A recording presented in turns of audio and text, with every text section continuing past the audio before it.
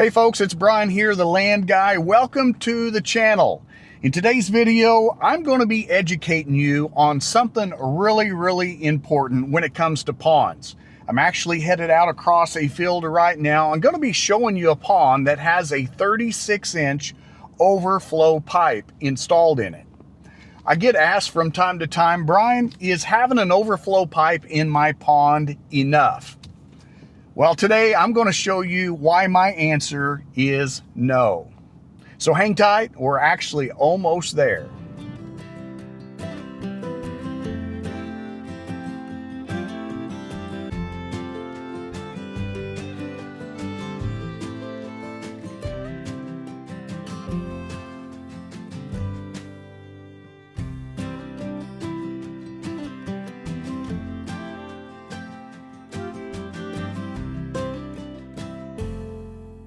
All right, we just got out here and this is a beautiful pond. When I get this camera turned around, you're actually going to be blown away. But I want to walk you through a pond failure, a real world pond failure that I was called in to fix a couple of months ago. I did not shoot any of the video while I was fixing the process, so you're not going to get any of that today in the video, but I want to walk you through.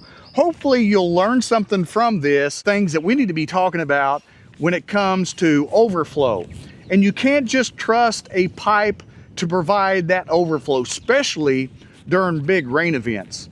Now this pond here is 2 acres in size, and it's actually a pretty deep pond. The landowner says it's 20+ feet deep. It is a spring-fed pond, but it really does rely on watershed as well. And I did some figures on this pond, and it has about roughly 100 acres of watershed that feeds this pond from there all the way back up into there. That is a lot of watershed. And so when you have large rain events, there is millions of gallons of water that comes to feed this pond. So with it being 20+ feet deep, this thing, I estimate it to hold around 7 million gallons of water. And take a look at this. This is just as clear as can be. And I understand there's a lot of big fish in this pond. There's actually some tree structures and some different things that have been pushed into this pond. And so it's absolutely stunning, they say, to be able to catch some wonderful fish from here. Hey, if you folks hang on until the end of this video, I'm going to take my drone and do a beautiful drone footage, an aerial view of this pond, and it is amazing. So make sure you stay to the end of the video. But here's this pipe. This is what failed. Now, you'll see all this fresh dirt work around here, and this is actually what we did, and I'll explain that here in a minute. But you can see this is a pretty good size pipe here. You would think that size of a pipe would be big enough for any rain events. But when you've got a watershed of 100+ acres, and you've got all that water that comes down through there, I got to throw out some numbers, and I know we can get deep in the weeds. But if you get 2 inches of rain over that 100 acres of watershed, now I know not all of it's going to make it down here to the pond, but you've got like almost 5 million gallons of water coming towards this pond. I'm sure there's going to be some of it that's going to be soaked up by the trees and the terrain. But when you've got that amount of water and it comes down here and fills this pond up during a big rain event, and then that water gets up here to this pipe level, and when this pipe gets full, guess what happens? It raises and overtopples the dam. And that's exactly what happened here. The water got up to here and it could not take on anymore. Now there was probably debris and everything else that comes from all of that down here. And it came over and all overtoppled all this, and it washed this whole backside out. It was washed up into here. You couldn't even drive across it. It was probably 30 to 40 foot deep that it washed out. If you just depending on a culvert, that's not going to do it. You've got to have an emergency spillway installed. With a lot of the ponds that I build, I basically build mine with an earthen spillway. Just for the fact of, is if you have a culvert such as this, and I'm not completely against having culverts in ponds. I think they have their place. But if you have a landowner that is absent a lot from his property and is not able to come down here and check and make sure there's no debris around the front of the culvert, that can cause problems in a real short time. And I'm not for sure. Maybe that had got clogged up. Or it could have just been that this pond had so much water coming down the haulers to feed this pond, this pipe wasn't big enough.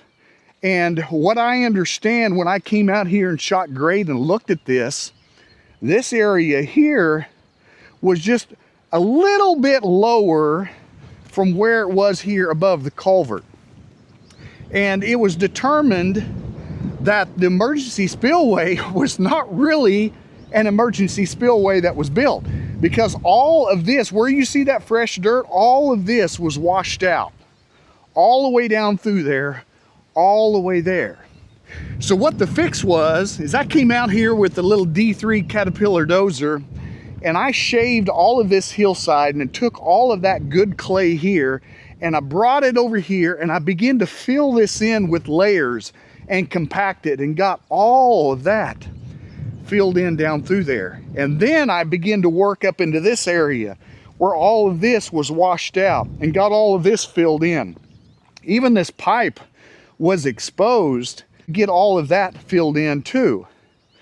What I also did is I began to raise this embankment up, or this pond dam up, at least another foot in height, because there wasn't much coverage across that pipe. So basically any water that came up, it just fed over the top. What I did next is I came in here and then I began to build a correct emergency spillway. We're talking about a big one, and we're talking about a nice one, and it's not going to empty out where the culvert's going to empty out. It's actually is going to be taking this water down through there and off that direction. In fact, we're going to walk down there in just a minute. But the way I got it, you're probably going to think, engineered. What do you mean, bro? You're an engineer? No, I'm not an engineer, but a little bit of common sense goes a long way when it comes to these things. So the way I got it when I shot grade, whenever that culvert gets full of water, it's going to automatically send the water this way.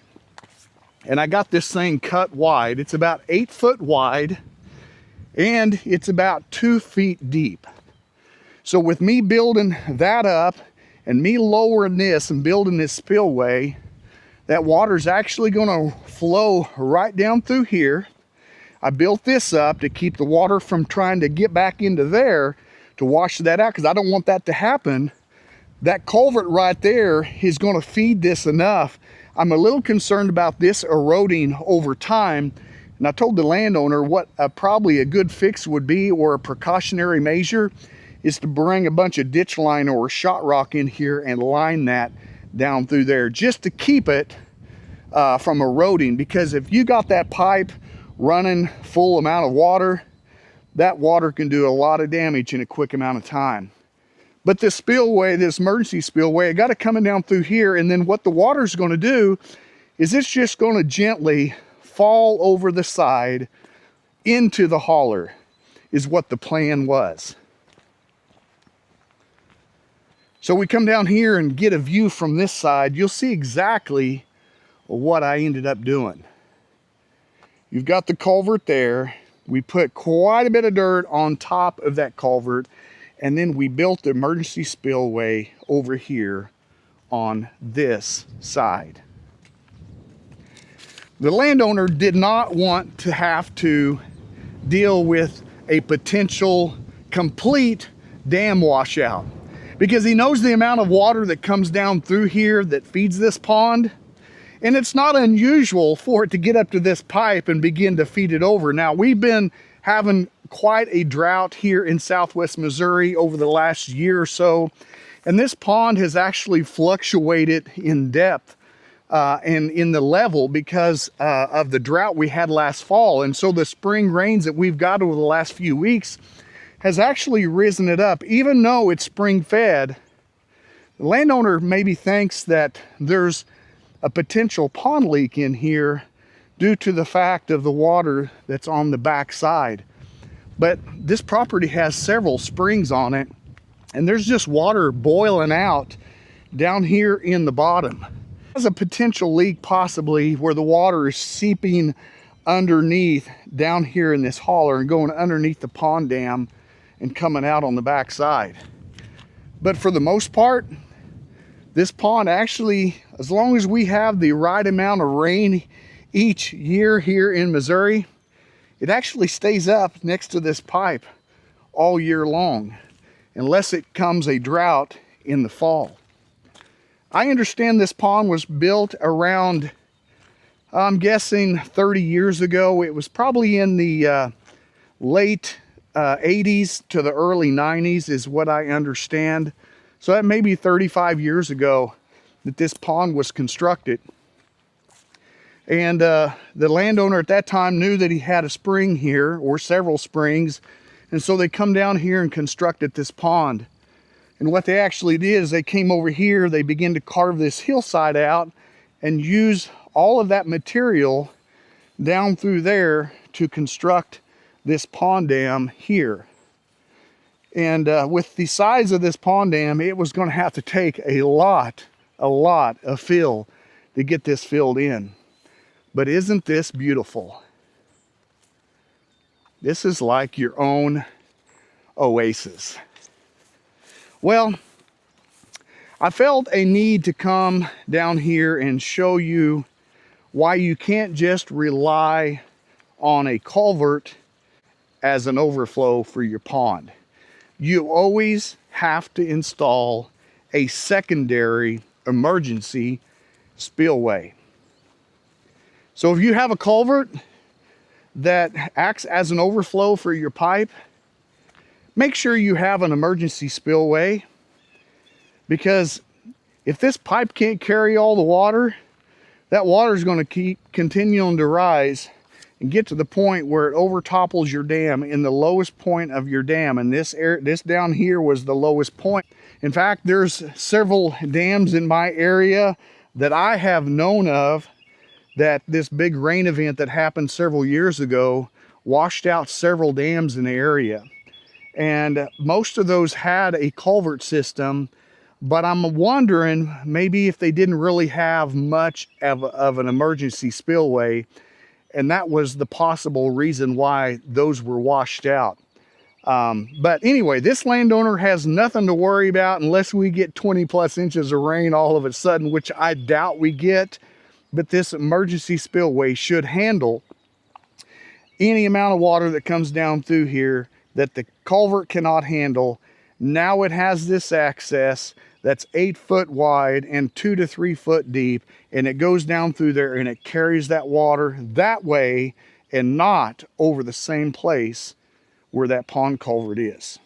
Hopefully that makes sense and you got something out of it. Make sure you leave me a comment. Let me know if you what you think of the video. Let me know if you're having pond overflow issues on your pond, or maybe you've had an experience where your pipe in your pond dam was not adequate size to the amount of rain that you got, and you had some of these same issues. Make sure you let me know. I'd like to know what kind of problems that you've dealt with your pond. Subscribe to the channel. That really helps us out. And give us a thumbs up. All right, well, I think that's enough of this educational video. Hope that you learned something, and we'll catch you in the next land video.